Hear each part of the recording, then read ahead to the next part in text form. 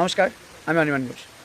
আজকের ভিডিওটা 4 তারিখের আগে থেকে যারা বিজেপি কর্মী, বিজেপি সমর্থক এবং যারা বিজেপিকে ভালোবাসে তাদের জন্য।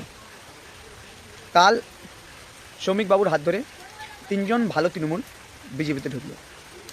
জানি না বিজেপির এমন কি খারাপ দিন এত তাড়াতাড়ি চলে এলো যে এর মধ্যেই তৃণমূল পরিষ্কারকরণ ওয়াশিং মেশিন চালু হয়ে গেল। আমি কালকের ওই দৃশ্য দেখার পর একইভাবে খুব বিরক্ত এবং কষ্ট পেয়েছি। কষ্ট পাওয়ার কারণ, যখন তৃণমূল এ রাজ্যে ছিল তখন সবথেকে বেশি পঞ্চায়েত ভোটে মারা গিয়েছে বিজেপি কর্মীরা। বিজেপি কর্মীদের মা বোনদের রেপ হয়েছে, বাড়িঘর পুড়িয়ে দিয়েছে, বহুত কাণ্ড।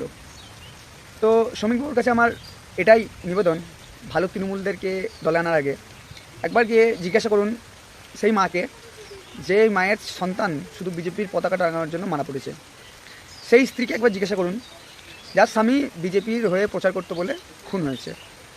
সেই বাচ্চা মেয়েটাকে বা বাচ্চা ছেলেটাকে একবার জিজ্ঞাসা করুন যার বাবা শুধু বিজেপির সমর্থক হওয়ার জন্য খুন হয়েছে। তো দুঃখ লাগে যে এত তাড়াতাড়ি এত অবনতি দেখবো চোখের সামনে, ভাবতে পারিনি।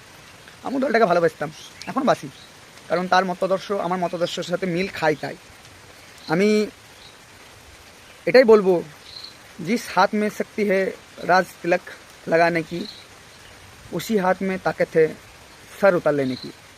তো দয়া করে এমন কিছু করেন না যেটাকে আজ বিজেপি বলছে, কাল লোকে সেটাকে তৃণমূল মনে করে একই পরিস্থিতি করে।